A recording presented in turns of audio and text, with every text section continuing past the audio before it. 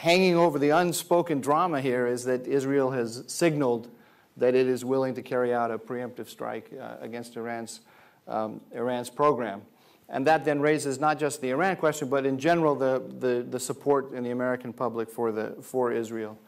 So that then becomes an issue that the Republicans, a popular issue that the Republicans can grab hold of. And we're all aware of the tense relations between President Obama and the Netanyahu government. So it's kind of two issues electoral issues wrapped up into one. It's the security question with respect to Iran, and it's Obama's tense relations with Israel.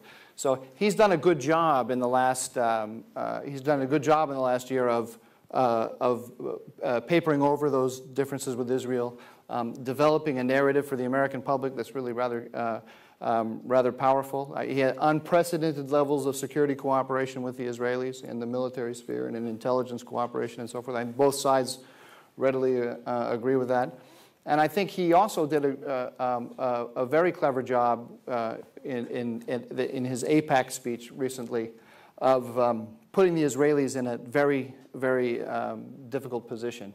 On the one hand, while protecting himself in domestic American politics. On the one hand, he said, I support Israel's security, and we have unprecedented levels of cooperation. He also said, Israel has the right to protect itself. On the other hand, he signaled that he doesn't want anything, he doesn't want the Israelis to do anything that will get in the way of the diplomatic option, and he laid out a case for the diplomatic option. It's actually a very lawyerly speech. If you read it very carefully, you never get to the clause that says, if the Iranians don't, then I will do X.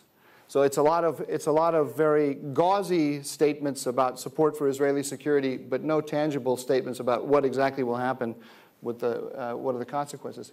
And that sets up an interesting aspect with respect to these negotiations that are going on now. I think the negotiations have a lot to do with the elections.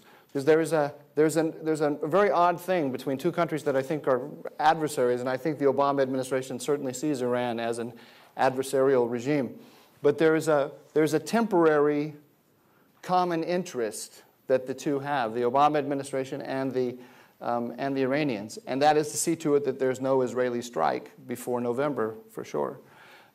So the Iranians are giving President Obama just enough to be able to say that the diplomatic option is working, and the Obama administration is grabbing it and going with it, to put that much more political pressure on the Israelis not to take action. If the Israelis take action now, then they are disrupting the beginnings, this budding diplomatic process that's beginning.